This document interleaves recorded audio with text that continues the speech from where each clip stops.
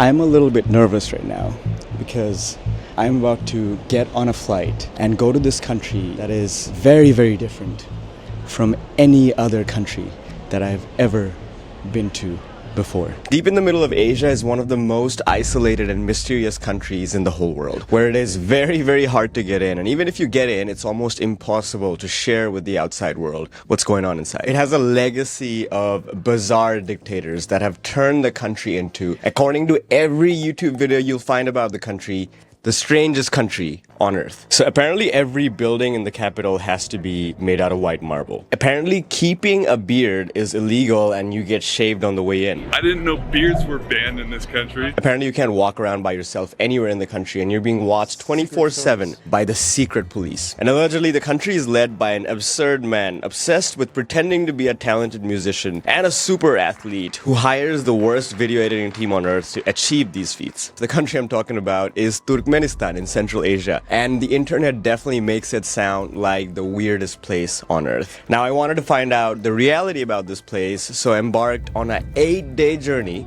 through the country to find out for myself. Most YouTubers just visit the infamous capital city and that one burning crater. But I wanted to go deeper into the country, to the other cities, to the rural countryside, to the mountains, and all the way to the Caspian Sea. If I'm investigating whether this is really the world's strangest country, I couldn't just stay in the capital city. I needed to see the whole country and to show it to you guys, including the places that no one ever shows on YouTube. And at the end of the video, I'm gonna tell you how reality compares to all the claims that different YouTubers make, because while a lot of these claims are true, a lot of them are just pure Let's do this.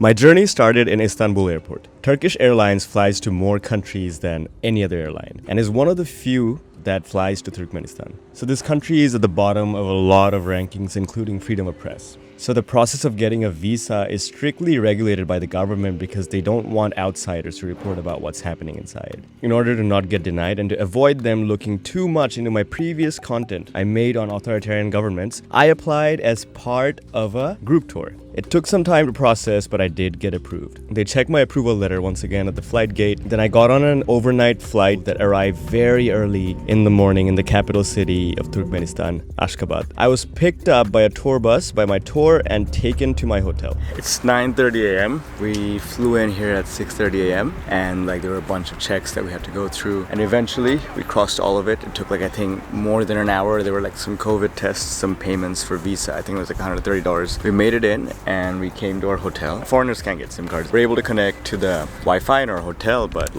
none of my apps from previous places worked, which was what I was expecting. What I was not expecting was for Google Maps to not work offline. Our check-in is at 1 p.m. and it's only not even 10 yet, so I have to figure out a way to somehow spend the next few hours. Apparently we can walk around the city, but I'm not sure I'm very confident walking around too far from the hotel if I can't use Google Maps to get back, because getting lost would not be fun. The currency here, the currency exchange rate, there's an official rate that you get at the airport, and there's an unofficial rate that you can get at any market. We just went to a back market and got a unofficial rate, which is 6 times better than the official rate. And there are no ATMs in the country, so you have to bring all your money, ideally in US dollars, to get the best exchange rates and exchange it.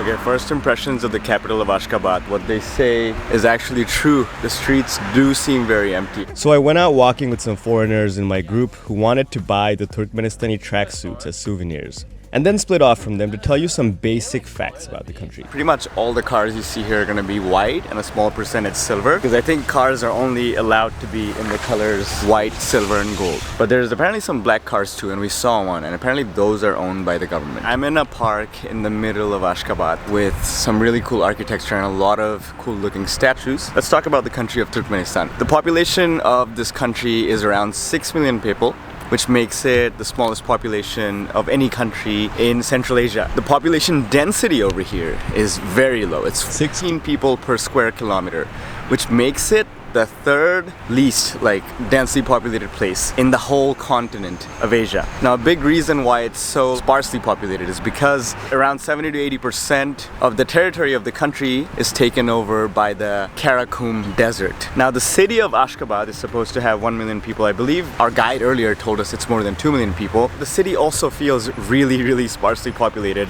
and that's probably because it's such a huge city. We've been walking for an hour today and we barely made any progress in terms of how far we can go while still being in the city, while still being near some of the major attractions. So thank God offline Google Maps finally started working later, although it would only work from time to time when it was feeling like it. But our guide was able to show us a cafe in the center with functional Wi-Fi. So what's crazy here is that even though there's Wi-Fi in the hotel, I can't use any social media app, WhatsApp, even Gmail wasn't working. It's basically useless for anything except checking the weather.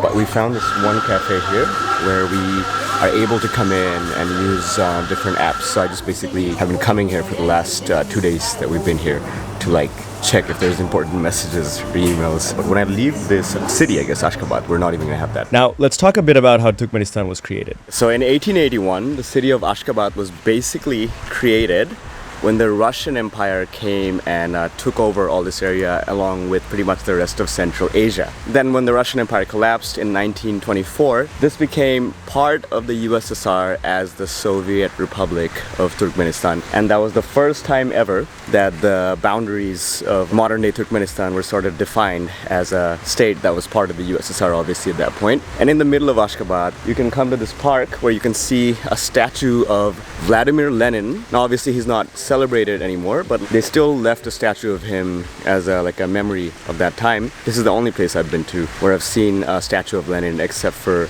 Albania or Tirana back in 2018, but even that one has been removed right now. So unfortunately, during the era of the Soviet Union, they had this policy of reorganizing how agriculture works in each of the Soviet republics, and they made each republic specialize on certain things, and that unfortunately pretty much ended the nomadic lifestyle of the people or the nomads that lived here in Turkmenistan in that time. In that time, Soviet Union also exploited the resources that Turkmenistan had and took out a lot of the gas from the country without paying them their fair share of the income that was coming from this gas, because the Soviet Republic was so dependent on the USSR and on Russia on doing the gas processing and everything else. Even though the Turkmen language is a Turkic language, a little bit of Russian will definitely help you get by in the capital city, at least, where a lot of people still speak Russian at home as a legacy of the Soviet Union. Спасибо.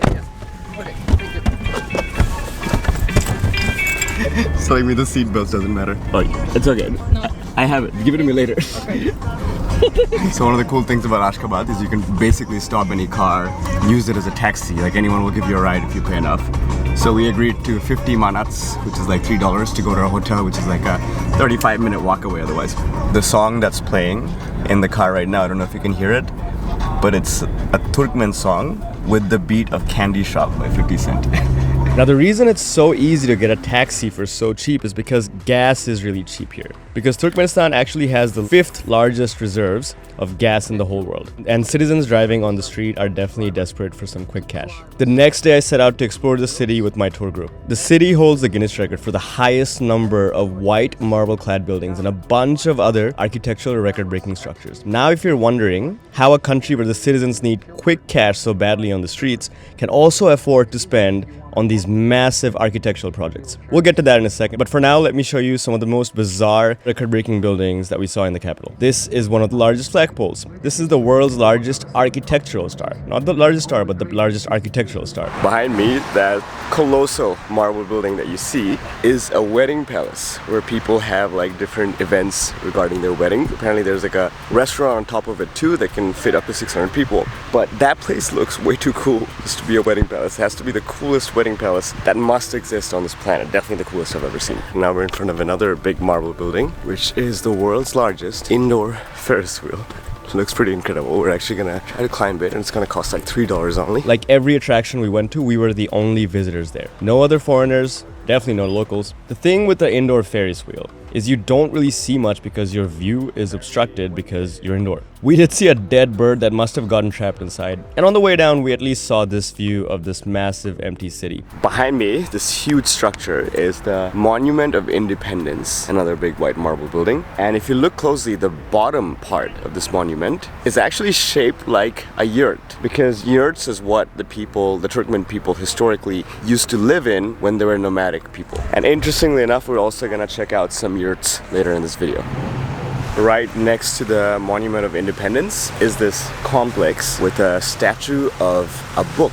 If you're wondering why there's a statue of a book in the middle of this park with the Monument of Independence and everything, and why this book is so celebrated, it's because this book has got a very interesting story, and the story of this book is very closely linked to the history of this country. Saparmurat Niyazov was the first dictator of the independent state of Turkmenistan, who ruled the country from 1985 to 2006. First as the Communist Party chief under the USSR, and then as the president after independence. He declared himself president for life in 1999, and he ran one of the world's most repressive autocratic regimes. He promoted his own extreme cult of personality, just like Stalin in the USSR, and he gave himself the official title of Turkmenbashi, which means head of the Turkmen people. He wasted a lot of government funds, turning the capital city into a white marble city, and accumulated an estimated $3 billion of personal wealth in overseas accounts, all while he oversaw the country having the lowest life expectancy in all of Central Asia. At one point, he closed all rural libraries and hospitals in the country in 2005, saying people could just come to Ashgabat if they really needed to go to the hospital. His obsessions also just got really weird. He wrote this book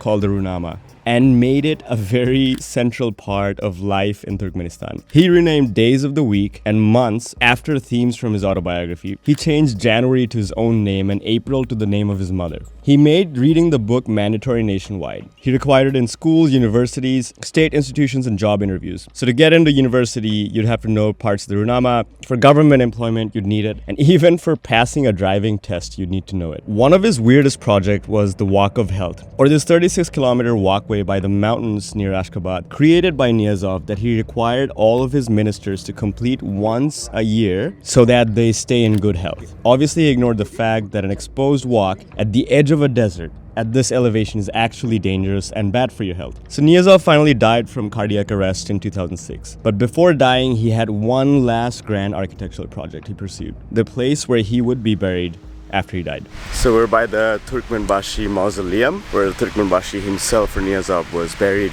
with the rest of his family that died earlier. His dad died during World War II, and his mom and his two brothers died during the 1948 earthquake that killed a lot of people. And in front of it is the Turkmenbashi Mosque, which is this insane work of architecture, unlike anything else I've ever seen. This is supposed to be the biggest mosque in Central Asia. It's definitely one of the craziest mosques I've ever seen, along with the one in Abu Dhabi and a couple of the ones in Istanbul probably that I've seen. We're inside the mosque here, and they probably spent, I don't know, maybe $1 billion making this, and it's so beautiful. But there's not a single person in here except our tour group. Super interesting. Maybe it changes during prayer time. Now, Turkmenistan is 95% Muslim on paper, but adherence to the religion doesn't seem nearly as strict here as I've seen in many other Islamic countries. I found out later that instead of verses from the Quran, Niyazov had verses from his Runama put up around the mosque on the pillars and everywhere else. So I guess it's not surprising why even Muslims that care about the religion would choose to pray somewhere else instead of at this mosque. So Niyazov died in 2006, and everyone was probably hoping that this would be the end of a dictator burning through the nation's funds just to pursue his own eccentric hobbies. And then came this guy, Gurbanguly Berdimuhamedov, former dentist and Minister of Health under Niyazov. He became acting president after Niyazov's death in December 2006, again through sham elections. This country has never had a real democracy. Initially, he took some steps to remove some of Niyazov's crazy rules. At least he changed back the names of months and days to the normal ones. He reduced the importance of his book, The Rumana in Society, but then he started doing a lot of what Niyazov was doing. Human rights groups have consistently ranked Turkmenistan under his rule as one of the most repressive countries in the whole world. He's been accused of accumulating unlimited power among himself and his friends and family. And he's led an authoritarian regime marked by a strong cult of personality, again similar to Niyazov. And he's had just as weird obsessions. He claims to be a musician, and you can see him making songs with his grandson where he clearly has no musical talent. And there's very badly edited music videos of him where he is pretending to play the guitar without having any idea what he's doing. Just look at this one. He also claims to be very athletic, and his video works for propaganda include lifting an empty barbell, which is supposed to be very impressive. Other propaganda includes stuntmen pretending to be him, riding a bicycle, and shooting targets. Similar to Niyazov, he's also obsessed with health. And he's also obsessed with bicycles. We even saw statues of people bicycling in an important monument. He also set some really BS Guinness World Record of number of people he can lead in a straight line through a city on bicycles or something like that. He's even more obsessed with setting records than Niyazov, and that's why this city has so many weird record-setting buildings. There's this French documentary that came out recently where they were saying it's illegal to film anything, especially in the central market. A man prevents us from filming. They don't like. Maybe he's policeman. Secret service. There were definitely quite a few places where filming wasn't actually allowed, but I had a different experience when I went to the same market, I must say. In the middle of old town of Ashgabat, basically, there's this big bazaar where they're selling all kinds of stuff, and it's called Russian Bazaar. And over here you can find different like fruits and vegetables, different kinds of spices, different kinds of shops selling like souvenirs and exchanging money at better rates than you get at the official rate. And you also can find candies. So I went to this candy shop and I ended up buying like these watermelon chocolates. They taste really interesting but tasted pretty good. So I just bought it as a gift for my friend for 25 manat. As I was filming, the gentleman here with his like spices offered me like a apricot. What is this? Fig. Fig? Fig, Turkmenistan. So I guess I'm getting different stuff. Is the right for a Bangladesh. Yeah, yes. right for a macadamia? It's okay. Yes, bro. Definitely Good. not. Macadamia. Let me finish the other thing. They gave me some macadamia nuts. Cashew. It's okay. It's giving me every kind of fruit up there. Thank you. Spasiba. If you like nuts, there's good nuts in this market for sure. Some ladies here calling me to a shop. What is this?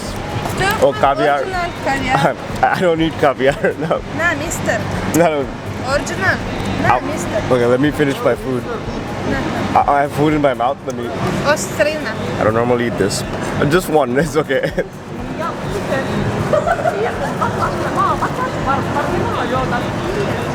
Beluga.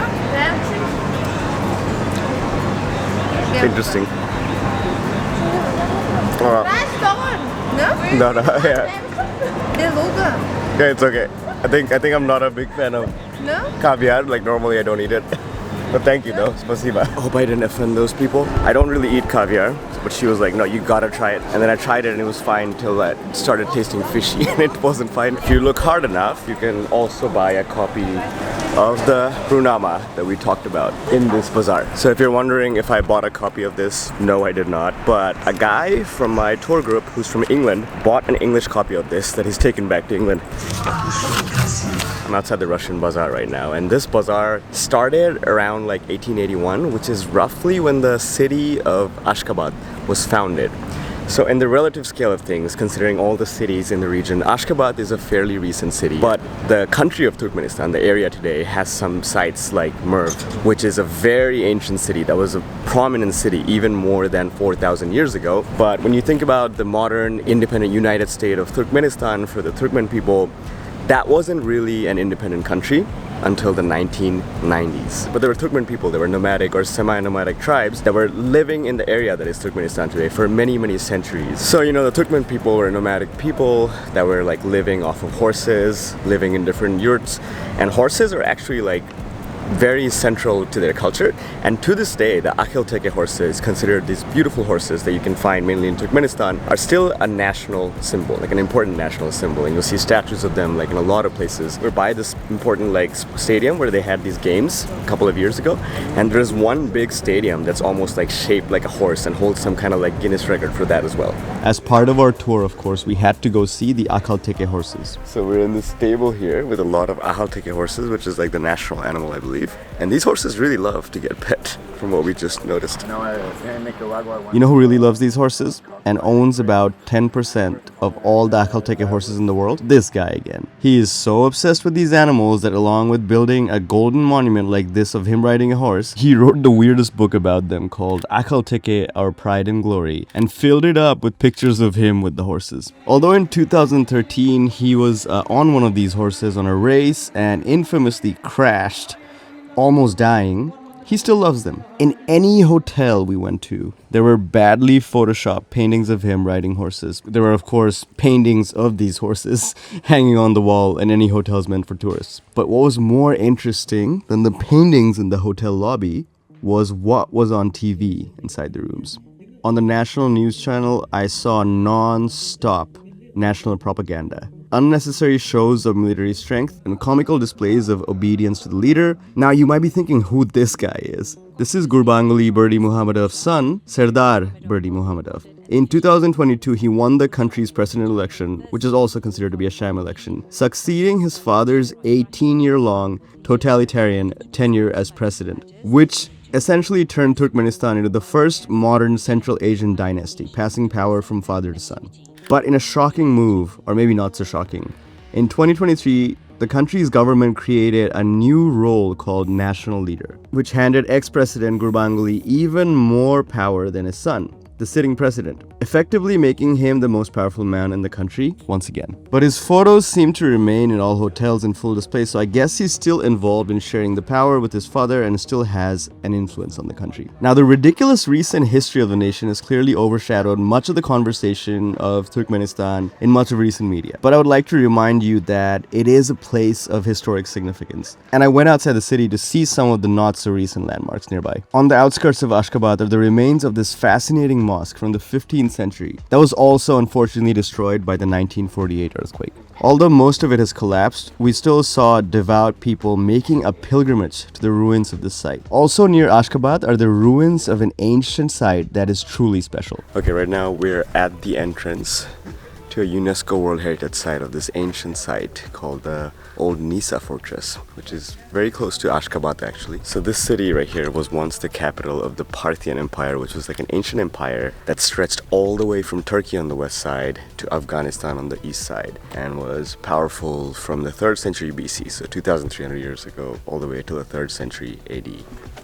A lot of the ruins have been destroyed obviously because it's 2,000 years old, but a lot of it has been reconstructed lately, so you can still like walk through the walls of the fortress and get an idea of what life must have been like living here or walking through here. Then you'll get an idea of why this magnificent place is a UNESCO World Heritage Site. Okay, next I properly left the city with my tour group and we drove north 4 hours on very bumpy roads to the most internationally famous location in the country. Alright, behind me is the Darvaza crater, which is probably the most famous place in Turkmenistan. A crater that has been burning for more than 50 years.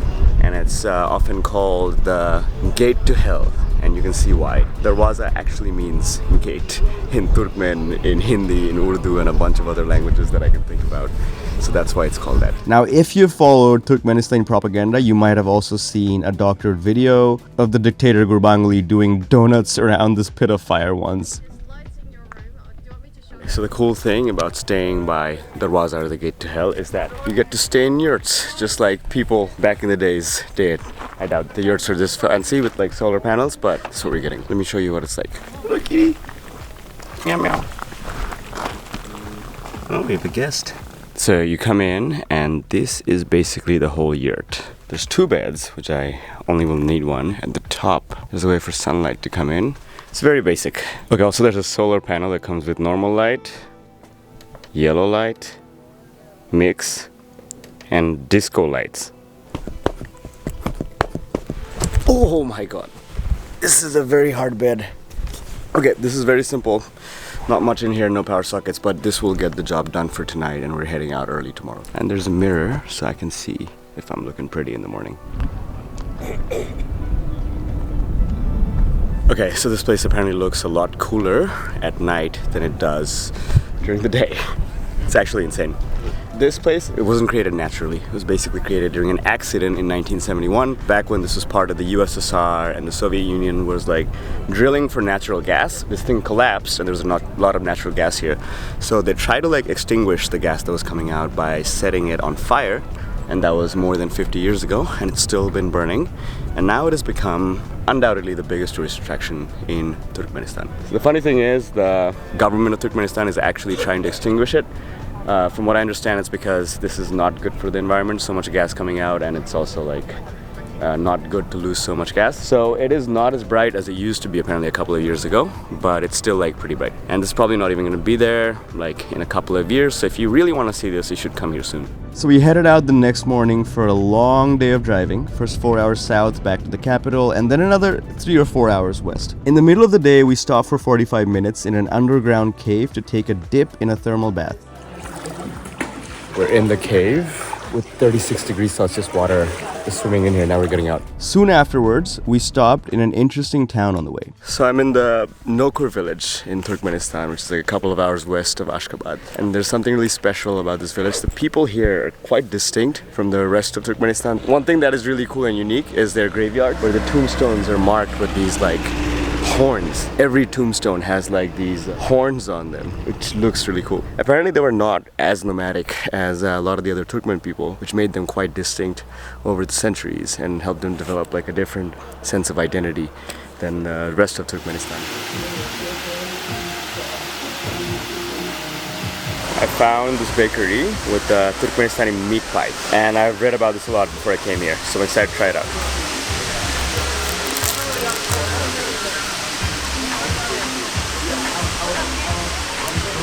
Pretty decent. Nothing crazy good, but tastes nice. The bread's a bit dry. I think this has been left out the whole day. And then I got to the meaty part of the meat pie.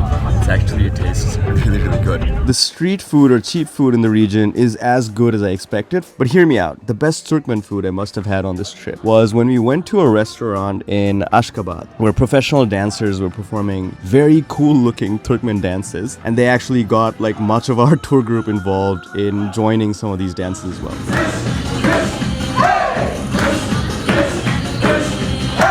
They had some really delicious tender pulav, but God, it was so greasy. If I was eating that on a regular basis, I'd probably get a heart attack in not too long. Thanks to the Soviet heritage of Turkmenistan, they still have the custom to have a shot of vodka with lunch. It's a custom that I joined for the culture, but you can clearly see that I'm not a fan of drinking vodka straight. We spent that night in a town called Gizilarbat, where we're not legally even allowed to leave the premises. The hotel we're staying at was lit up like a casino, and of course was full of Photoshop photos of Gurbanguly again on horses. So the next day started off with quite the surprise as we kept going west. Man, when I came to Turkmenistan, I knew there was a desert.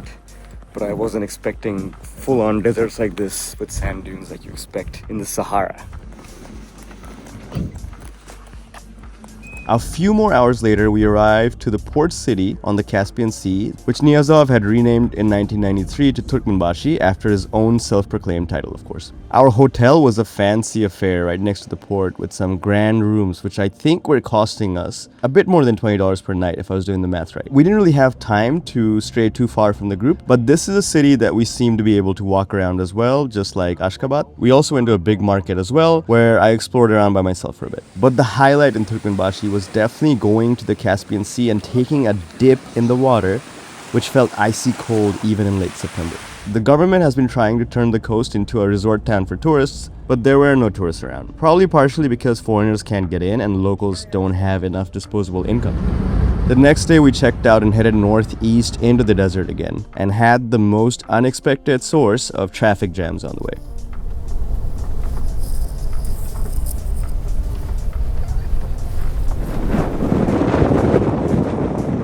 Before coming here, I didn't expect that we're gonna literally find dozens of camels roaming through the desert. So we have driven for literally like 3 hours from Turkmenbashi to come to the middle of the desert, like literally on a 4x4 where they had to like deflate the tires, it seemed like, before we came here, to arrive at this massive canyon called Yangykala Canyon, if I'm pronouncing that right. And it looks insane. It looks like the Grand Canyon a bit. Everything that you see these like really cool shapes behind me. This was basically like an ocean bed millions of years ago probably, and it's super cool. And there's like no one here because until very recently no one had been here. You know, even Turkmenistan people didn't know you could come and see it. So it's like really insane. You don't usually get to enjoy a place that is this cool without a lot of tourists. And this place is so stunning, so gorgeous, but also a bit chilly. We must be at a high elevation because it was pretty warm at Turkmenbashi this morning. About to go to this cliff. That's a crazy viewpoint. I didn't know there was gonna be so many viewpoints, and there's this ridge that looks like something out of The Lion King where everyone was doing like photos. So we tried to get a little creative and tried to recreate a scene from the great movie, The Titanic.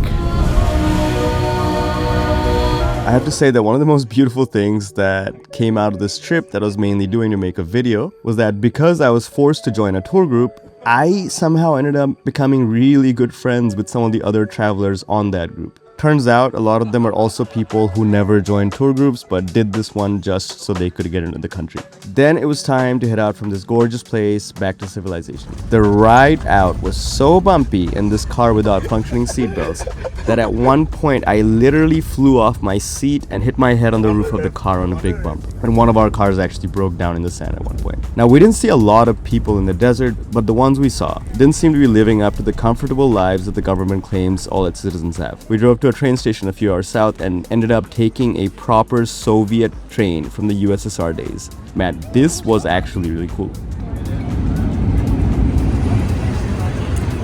It really felt like we're traveling back in time to the 70s with a train from the 70s or 80s. We're staying in cabins in an overnight train and had our own bunk beds to sleep in. We're in a 11-hour Soviet train from Balkanabad to Ashgabat. So we left at 7 p.m.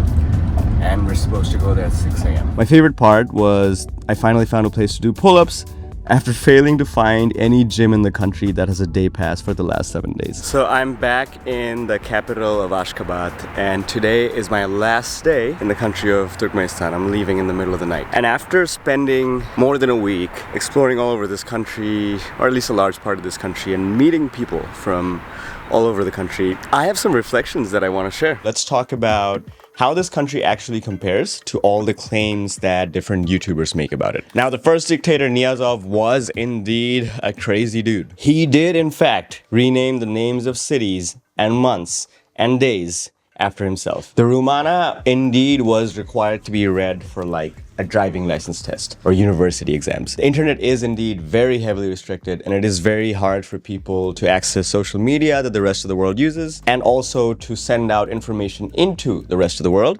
However, it is definitely not like North Korea. I could still get on a VPN on a cafe that was open to anyone and use my social media apps. I don't think you can do that in North Korea. The massive white marble blocks in the capital city of Ashgabat do indeed exist, and it looks like the weirdest place ever, especially considering how empty the city is. Every car on the street does have to be white, silver, and gold. It's not just one color, it's not just white cars, but no one I ever saw has had a gold car so far. And I guess white just seems to be a lot more popular than silver. Now, like, the misconceptions that are propagated by YouTubers, some people say that beards aren't allowed. That is definitely not a thing. Maybe that was a thing way back in the days of Niyazov, but that's definitely not a thing right now. Our tour guide had a beard. Another tour guide that we saw leading another group had a beard. A bunch of our people in our group had beards. No one cares. The only country that I know where this is kind of strict to this day is Tajikistan, not Turkmenistan. I've seen a lot of videos with titles about dogs being banned, people mentioning that, but I don't think that's the case at all. These are 3 stray dogs that were always like chilling on the street that I walked past every day. There were quite a few dogs that we saw around the country, including the alibi dog, which is like one of the national animals of the country. So maybe that one dog gets preferential treatment, but we definitely saw people with their dogs walking around the streets, and we definitely saw some stray dogs on the street, although maybe not as many as you'd see on an island in the Philippines or something. I saw this documentary by some French people who were like staying in my hotel and acting like super paranoid, saying they're like, oh, we're probably being watched 24/7. Si on essaye de pas trop parler à l'hôtel parce qu'on sait qu'on est plus ou moins écouté, c'est assez flippant parce qu'on a toujours l'impression qu'il y a personne. Par contre, il y a des caméras partout. I don't think it's that crazy. I was staying in the exact same hotel that they were staying in that documentary. I'm guessing they just put all the foreigners in the same hotel. But there wasn't 24/7 surveillance and like people watching you all the time like they're saying. I was actually chilling and drinking at the bar in front of the hotel with my tour group every day. And I told everyone in my group what I do, that I make YouTube videos, and I was making a YouTube video about Turkmenistan. And I kind of talked about a lot of stuff. And I don't think we're being watched or listened to nonstop. Otherwise, I would be in jail for making a video like this. Now, I'm not saying that the government doesn't care that I'm making a video like this. If I went and told the police what I'm doing, I would probably get in trouble. But I don't think they're competent enough to be listening to everything you're saying wherever you're going. Like, you don't have to be that paranoid when you're walking in the country. I was walking around the city center, all around the streets, and filming with this thing, with another camera that is bigger than this, hanging from my shoulder. I never got stopped once or something. Yes, the cops are probably looking at me from a distance, but you don't have to be that paranoid as some people make it sound like. I also saw stuff on YouTube about a very strict national 11 p.m. curfew. Since the COVID epidemic, there's been a compulsory 11 p.m. curfew for everyone every night. The 11 p.m. curfew, I don't think that's really enforced like people think it is. I know this because I stayed out past 11 p.m. a few times. Now, most restaurants do close at 11 p.m. But there's one time we went out past 11 to this like secret party, it seems like. And there were like kids playing on the playground before we got in there. And then when we got in there, it was like a proper club with like people dancing to all kinds of stuff and karaoke and everything. And I think we came back at like 2 or 3 a.m. But from what I understood, also, we could really get a taxi and go anywhere else in the middle of the night, although it would be priced a little bit more than during the day for sure. There was another time when there was like a big birthday party that was going on. And this is the one night I went to bed. And this was in that town where we're not even supposed to leave our hotel premises. And some of the people in my team, they heard that there was a party going on. They heard the music from another building. So they just walked over there and they got invited up, literally, all the way up to this birthday party for a 1-year-old where people were dancing and singing, and they got like socks as gifts. Which brings me to the point that this was unexpectedly one of the friendliest countries I've ever been to in my life. When I'm talking about